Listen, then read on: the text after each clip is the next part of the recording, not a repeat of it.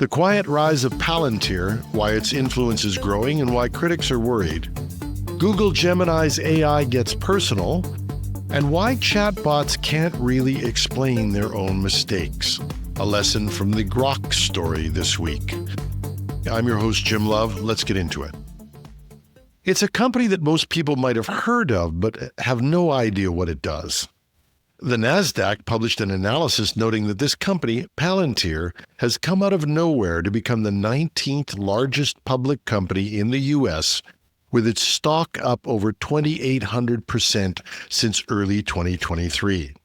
And it's got everybody asking, who are these guys and what do they do? It's a data company, but it doesn't scrape your data, sell it, or run a giant master database. Instead, it takes the information an organization already has, often scattered around across incompatible systems, and it makes it usable in real time. Its two main products are called Foundry, used by corporations to manage everything from supply chains to AI models, and Gotham, which is used by governments and law enforcement to link people, events, and locations within minutes. They have a third platform, Apollo, which handles large-scale software updates across cloud and on-premises systems. It's this ability to quickly turn messy data into an operational tool that has made Palantir indispensable to clients like the U.S. Department of Defense, intelligence agencies, and even major corporations. And it's also helped drive massive growth. Revenue is up nearly 50% year over year, and its stock has more than doubled in 2025. It has signed huge contracts with the Department of Defense and others. But it's also setting off alarm bells. Why? Well, those same capabilities, so useful in government hands, could easily be misused. Gotham could be used for surveillance, immigration enforcement, and policing, areas where mistakes or biases in the data could have real-world consequences.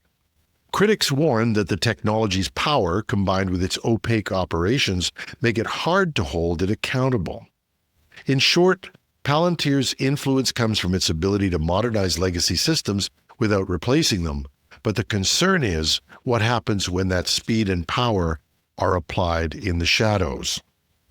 And before you rush out to buy stock, The Economist has described Palantir as possibly the most overvalued firm ever, given its market value and its rapid rise this year.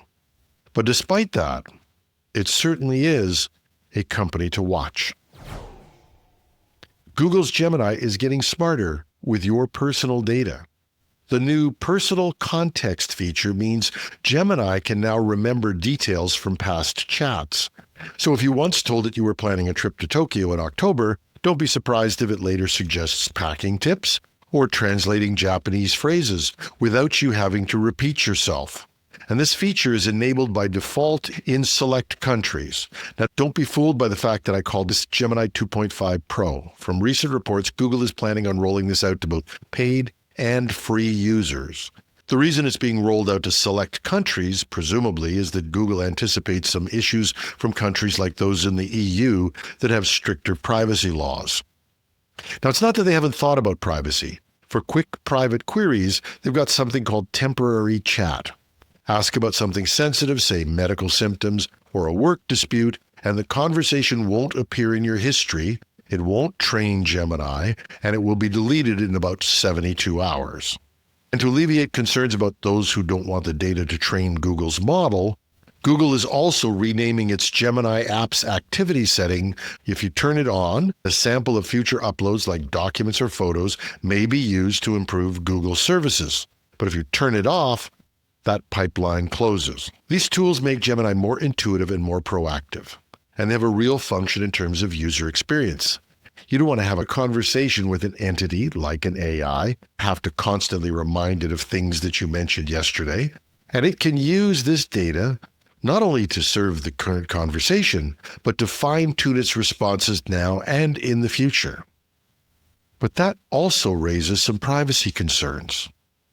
Past updates have already caused confusion over what data Gemini can still access, like, for instance, WhatsApp message previews, even when activity tracking was off. That makes reliable controls more important than ever. It's not the first AI software to have memory incorporated into it. ChatGPT has a similar feature. It will remember you as well as many activities, and like Google, you can shut it off. So now both Gemini and OpenAI have these faculties. And if you're curious about what data they know about you, you can check. You have to proactively find it. In Gemini, you look under personal context. With ChatGPT, you can just simply ask what it knows about you. This memory feature is powerful and ultimately humanizes the AI model. As I mentioned, it's frustrating to have a conversation with someone who doesn't remember what you talked about yesterday. And it can be used very effectively in the future to allow the AI to find products, services, and experiences for you. But conversely, it doesn't take a major leap to think what the value of that data is going to be to those who want to sell you something. And surprisingly, both the Gemini and the OpenAI announcements have gotten relatively little attention. Compare that to the furor over Microsoft's recall feature. Do you remember that? Sorry, no pun intended. Microsoft's recall feature knew everything that you did on your computer using a Microsoft operating system, and the introduction of that caused a firestorm. So why is AI getting such an easy ride on this? And when Mark Zuckerberg's AI starts doing the same thing on Facebook, Instagram, and other social applications, will there be a public reaction? Maybe, maybe not. Given how much data we've already turned over to Meta and others, there may not be any issues until the first major privacy breach shines a new light on it. And given the relative weakness of AI security, it's likely just a matter of time before you read about someone who's been able to convince an AI to give up information about one or more people. But even worse might be someone finding a way to use it and you never find out about it. And as I've said, I'm very surprised this isn't generating a huge controversy yet. When Grok, xAI's chatbot, was briefly suspended from X, that was a big news story. But something else happened when users asked Grok why it had been suspended. It turns out it gave multiple conflicting explanations, some political, some technical, possibly none of them accurate. And this became a real mystery.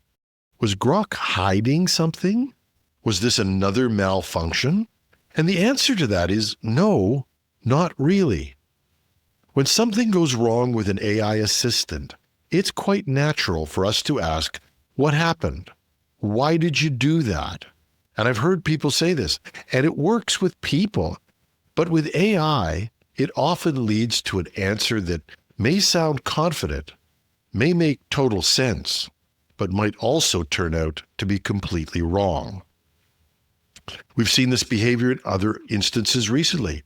When the development coding company Replit's AI coding tool deleted a production database, it told the users a rollback was impossible and all versions were gone. And in reality, when Replit stepped in, they were able to recover all the data. How does this happen? Well, the problem starts with a misunderstanding of what these systems are. We're starting to personify them, and that may be a good thing, but they're not a single self-aware entity. You're interacting with what is an incredibly big, incredibly powerful statistical text generator that predicts the most likely words based on its training and any live data it's allowed to retrieve. There's no consistent Grok or Claude or ChatGPT or Gemini. There's just a model, and that model generates plausible answers on the fly. Even the people who build these systems don't fully know how a model produces a specific answer. And the model itself has no access to an internal record of its thought processes, no real view of its own capabilities, and sometimes no awareness of the larger system around it. If there are other layers, moderation filters, search tools, external APIs, the model can possibly see what they do. But most of the time, it's like asking one department in a company to explain decisions made in another department where the two have never met. Add in human psychology, and it gets worse. If you ask an AI, did you just destroy everything? You've set the stage for a response that's going to match your question and your fear, because the model is optimizing for a plausible, context-fitting explanation, not the truth. Researchers have shown that without external feedback, attempts at AI self-correction often make things worse. Models will confidently declare something impossible when it's not, or promise success in areas where they routinely fail. Now, the good news is that this doesn't affect most day-to-day use. And when you take basic precautions, like asking an AI to check its own work, validate claims against reliable sources, or even have a second AI model fact-check for you, accuracy improves significantly. These habits turn an AI from a single storyteller into part of a cross-checking process, making it much more reliable. But in casual use, asking for recipes, summaries, having a conversation, asking regular questions, treating an AI like a person works fine. It's even a good idea. But when something breaks, remember, the why it gives you isn't coming from a log entry. It isn't coming from a confession. It's just another generated story. And the more critical the context, whether in coding, medicine, or law, the more important it is at these times to verify before you trust. And that's our show. If you like what we're doing, please share the show with others. Give us a like or a comment on your favorite podcast app or site. We are found everywhere: Apple, Spotify, YouTube, and more. We are back on your Alexa speakers, and today I heard #trending on my Google speaker for the first time in weeks. We love to hear from you. You can reach me at technewsday.ca or technewsday.com. Just go to the Contact Us page, and while you're there, if you'd like to support what we're doing, and believe me, fixing some of these tech problems costs a small fortune, please go to the Donate tab and consider contributing the cost of a cup of coffee a month to support the show. And if you're watching this on YouTube, just leave a comment under the video, but your contributions would be gratefully accepted as well. And one final thing, if you're interested in a deeper dive into some of the AI topics we talked about today and more, check us out this weekend when Project Synapse with me, Marcel Gagné, and John Pinard talk about AI from the past week. I'm your host, Jim Love. Have a fabulous Friday.